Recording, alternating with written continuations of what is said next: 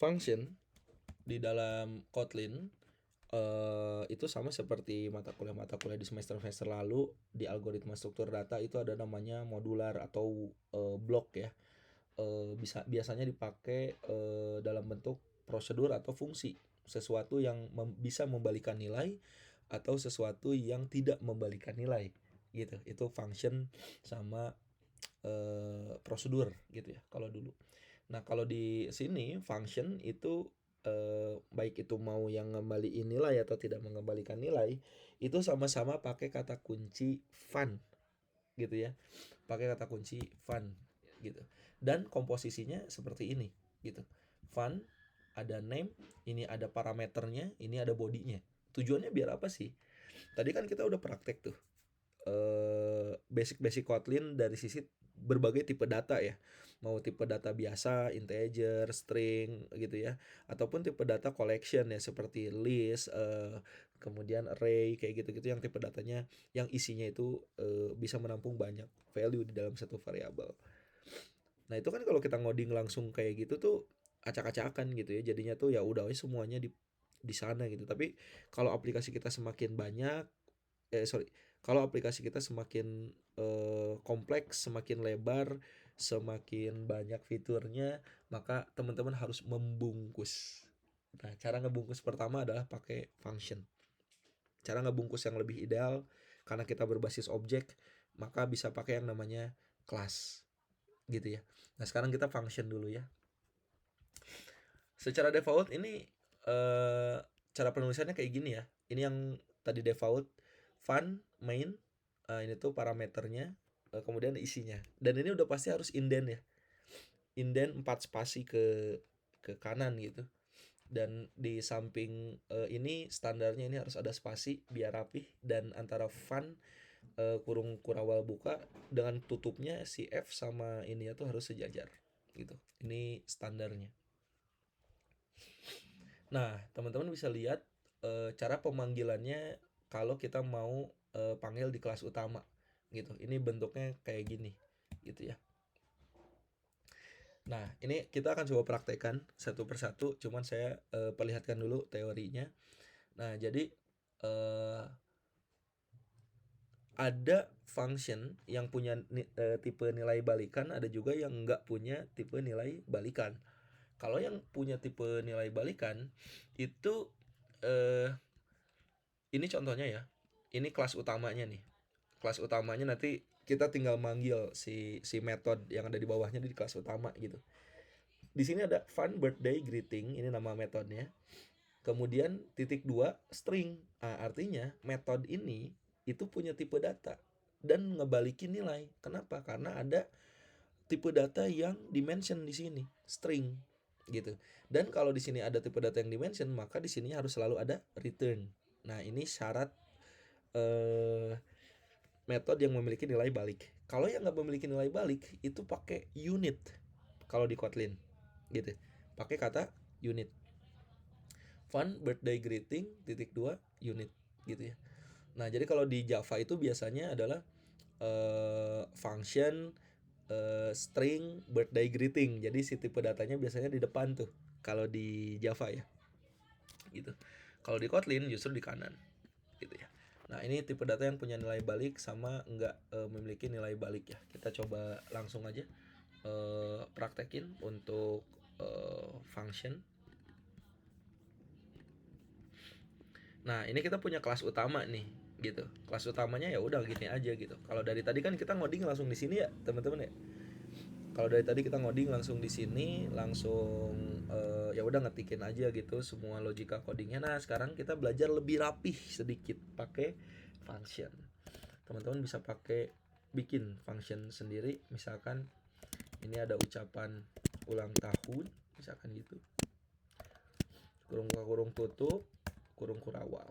Kita cetak ke layar. Misalkan selamat ulang tahun.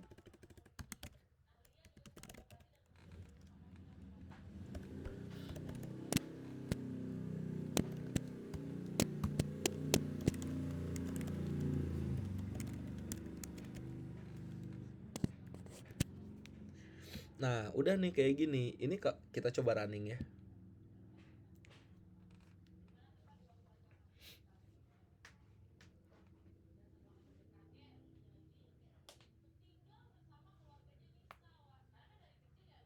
Nah, teman-teman bisa lihat nggak muncul apa-apa. Kenapa sih nggak muncul apa-apa? Karena ini adalah fungsi utamanya, gitu. Kelas utamanya di sini. Jadi compiler Kotlin akan memanggil sesuatu yang ada di sini. Di sininya kosong, di sininya udah ada. Maka gimana caranya ini biar bisa muncul ke layar? Kita tinggal panggil. Cara manggilnya nggak usah lagi pakai print, tapi langsung aja panggil nama metodenya, gitu ya. Nama functionnya kita panggil si ucapan ulang tahun. Hati-hati tipe-tipe ya. Langsung aja kayak gini. Kita running.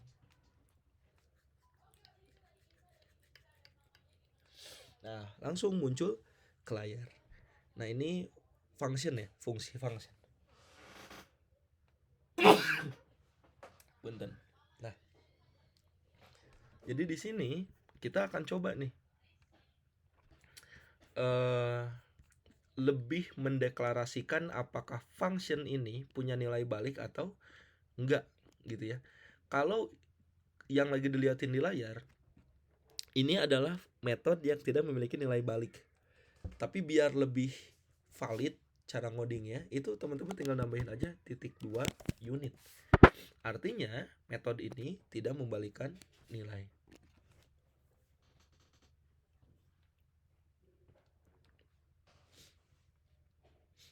Oh ya, ini karena kita pakai Kotlin Playground berbasis web ya compilernya.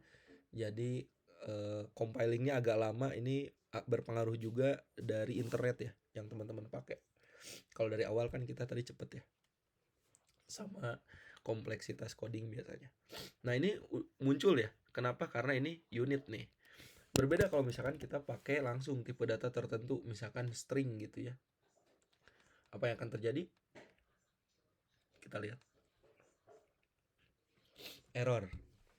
Kenapa? Karena return expression required in function in the block body-nya nggak ada gitu. Nah, maka apa yang harus dilakukan? Nah, kita konversi nih. Andaikan si metode ini mau kita ganti menjadi sebuah metode yang memiliki nilai balik gitu ya. Teman-teman harus bikin nama variabel dulu. Kita pasang aja lah ya. Ini ucapan selamat, ini umurnya ya gitu ya. Ini umurnya. Kita pindahin nih konten ininya ke dalam variabel. Nah, kita pindahin. Habis itu langsung kita bisa mereturnkan gitu. Nah, ini kata kuncinya, return. Nah, ini akan tergantung dengan returnnya apa. Kalau di sininya kita string, maka yang ada di return ini harus string juga. Jadi kita bisa langsung munculin string di sini. Ya kalau di atasnya integer, ya di sininya juga harusnya angka atau nama variabelnya langsung di mention gitu ya. Nah, ini kalau mau lebih diperjelas ya kurang lebih gini ya. Tampil misalkan. Ini kita menampung si ininya variabelnya, gabungan variabelnya di sini. Misalkan di sini ada selamat gitu. Terus kita enter lagi, kita panggil si umurnya gitu ya. Udah deh gitu. Jadi kita pengen nih yang nampilin ke layar adalah string ini. Gimana caranya? Ya udah si tampilnya kita return kan. Nah, gini. Kita coba running.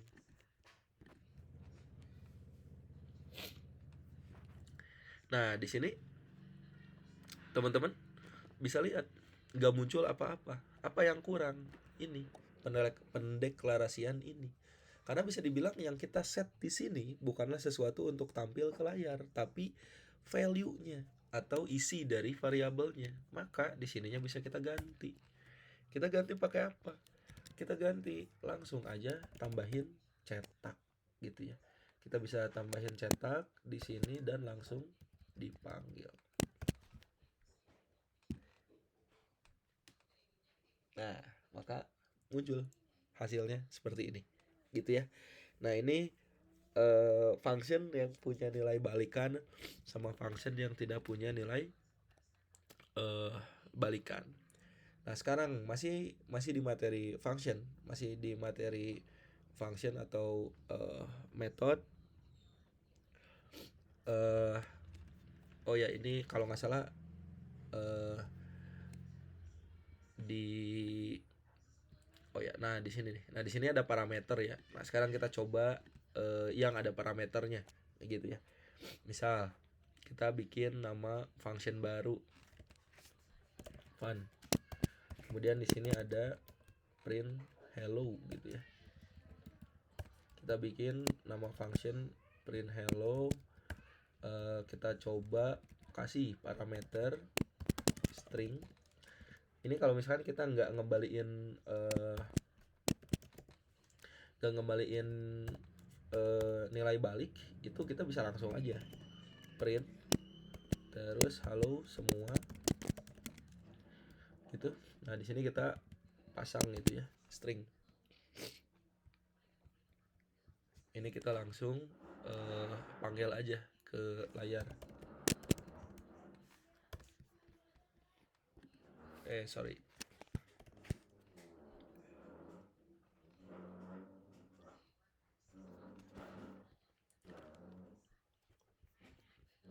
Nah, di sini ini yang mau saya perlihatkan ya sama teman-teman. Jadi kita udah punya function baru namanya print hello. Kemudian kita panggil gitu langsung gitu. Error, nggak ada value yang dilempar kayak gitu, nggak ada value yang dilempar. Nah, itu tuh kenapa? Karena print hello di sini punya parameter namanya nama. Nah, maka di sini kita harus pasang parameter nama itu. Misalkan kita pasang Adam gitu ya. Nah, di sini bisa kita panggil si variabel tersebut, variabel name-nya. Kita coba.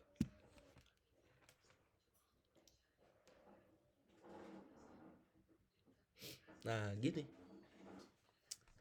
Jadi teman-teman bisa lihat. Tadi waktu awal kita nggak pakai parameter ya. Kayak gini aja. Padahal function yang di bawah ada parameter gitu.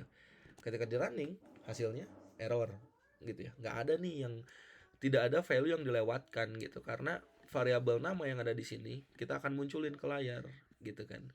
Nah, di sini tinggal kasih isinya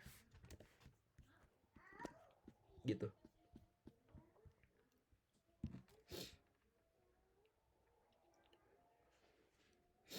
Oke. Nah, ini kalau parameternya 1 ya. Sekarang kalau parameternya 2, gimana caranya? Nah, itu teman-teman bisa menambahkan aja langsung parameternya. Di mana? Di sini gitu. Kita bisa pasang di sini ada name sama ada age misalkan. Age-nya misalkan integer ya. Gitu. Nah, bosan pakai unit gitu ya. Kita pengen sesuatu yang ngembaliin nilai lah gitu. Gimana caranya? Nah, itu tinggal ganti aja ininya jadi string gitu. Nah, di sini langsung deh kita pasang ya variabelnya dulu. Yang tadi misalkan ucapannya ini misalkan nama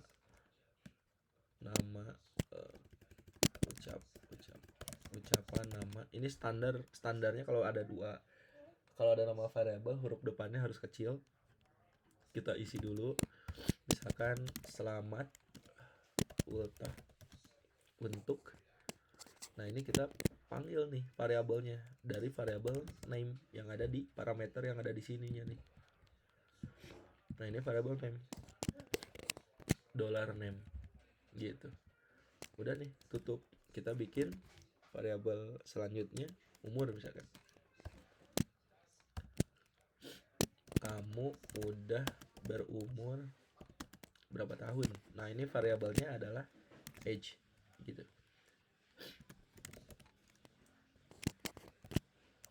Nah, habis itu kita bisa langsung return kan. Kalau tadi kan kita bikin variabel baru ya, namanya tampil. Nah, tidak harus pakai itu juga bisa gitu kalau mau nge-return kan. Caranya itu langsung aja dipanggil si nama variabelnya ya, ucapan nama eh sama umur gitu. Nah gini, ucapan nama sama umur. Nah udah nih, metodenya udah berhasil kita bikin yang membalikan nilai dan parameternya lebih dari satu gitu. Terus gimana di kelas utamanya cara manggilnya? Nah di sini itu udah langsung aja, karena nggak ada fungsi print di dalam metode print hello, maka di sini kita panggil dulu println. Ini langsung parameternya kita isi aja di sini. Di sini ada print hello. Kemudian nah ini kan dua nih parameternya, langsung aja diisi gitu. Misalkan nama pertama karena dia nama itu string ya, ya ini harus pakai apa tanda kutip dulu gitu ya biar dia jadi string. Kalau integer umur kita bisa langsung isi angka aja. Nah habis itu udah gitu ya, kita bisa panggil lagi untuk nama kedua, misalkan kita bisa panggil untuk nama ketiga.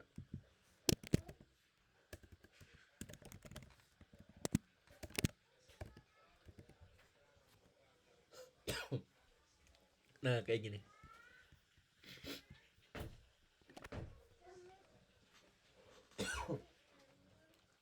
Nah teman-teman bisa lihat ya, Adam, Hanuna, dan Aldebaran itu langsung akan memenuhi nilai-nilai di masing-masing gitu. Karena kita sudah melewatkan dua parameter ini ke dalam variabel ini, nama sama age gitu. Sip gitu ya. Ini untuk parameter yang lebih dari satu dan udah dicobain juga yang punya nilai balik sama yang nggak punya nilai balik gitu.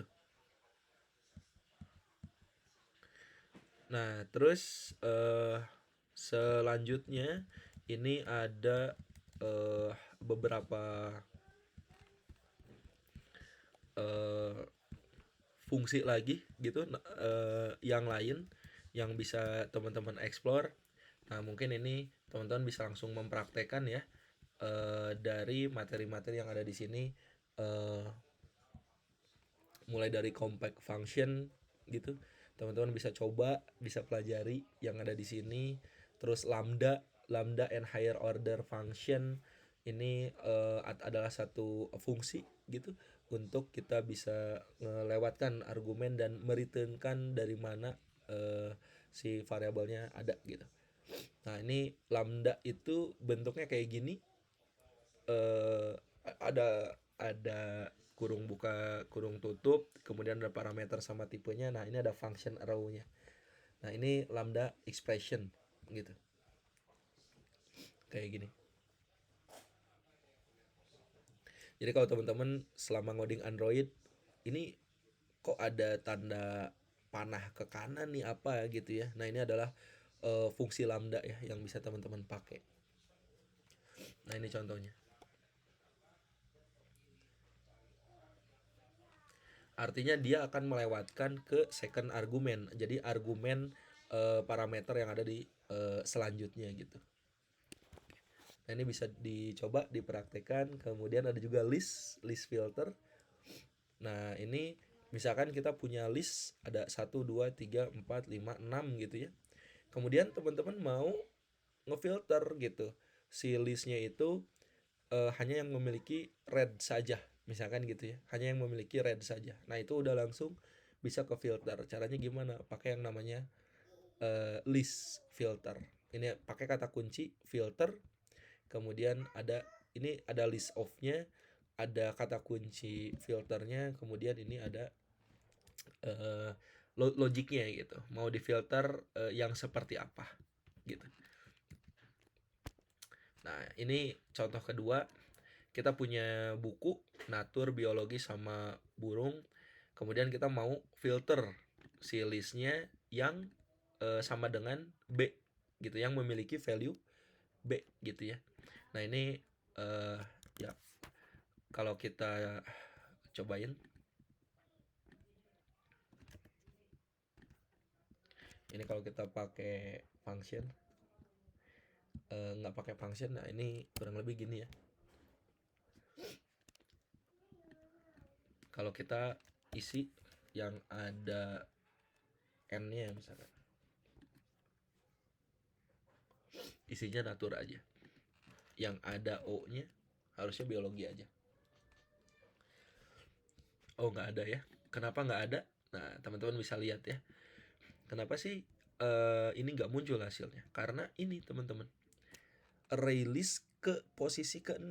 Nah kalau posisi ke 0 kan otomatis merujuknya ke sini ya, ke N, ke B, sama ke B. Makanya kalau kita isi B ke sini munculnya 2. Kalau kita isi N maka munculnya 1. Tapi kalau kita isi di luar huruf tersebut gitu ya, N keluar natur misalkan huruf E gitu, nah ini akan langsung tidak muncul gitu ya. Nah, jadi ini filternya berdasarkan posisi array-nya ada di mana gitu. Oke, itu untuk function Kotlin yang list filter gitu. Nah, terakhir ada lazy filter. Ada eager filter, ada lazy filter gitu. Ini perbedaannya. Kalau eager itu resultnya bisa teman-teman pakai langsung. Kalau lazy itu hanya untuk dibutuhkan saja ketika di running gitu. Nah ini kalau eager filter, si variable instrumen, kalau di filter ini, kalau di print ya muncul ya viola sama violin karena posisinya sama gitu ya. Itu ya udah, ini kayak yang tadi aja, normal gitu. Tapi kalau lazy filter, nah ini ada kata kunci sequence.filter gitu, yang struktur datanya yang kemudian kita coba panggil nih si sequence ini. Nah kalau di set kayak gini yang akan muncul adalah filter sequence-nya gitu, si pointernya yang akan muncul. Kemudian kita tampilkan ke dalam layar dengan kode tambahan filter to list gitu. Kalau di sini kan belum pakai to list gitu, itu baru bisa muncul normal gitu. Nah ini lazy filter. Oke, ini untuk function ya.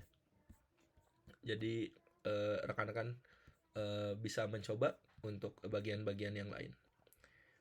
Nah mungkin ini karena sisa 10-an menit lagi, jadi next saya akan lanjutkan dulu terakhir ke kelas ya. Nah jadi untuk kelas dan objek ini memang penjelasannya masih cukup panjang. Namun saya akan lanjutkan si penjelasan mengenai kelas dan objek ini di dalam video selanjutnya gitu ya.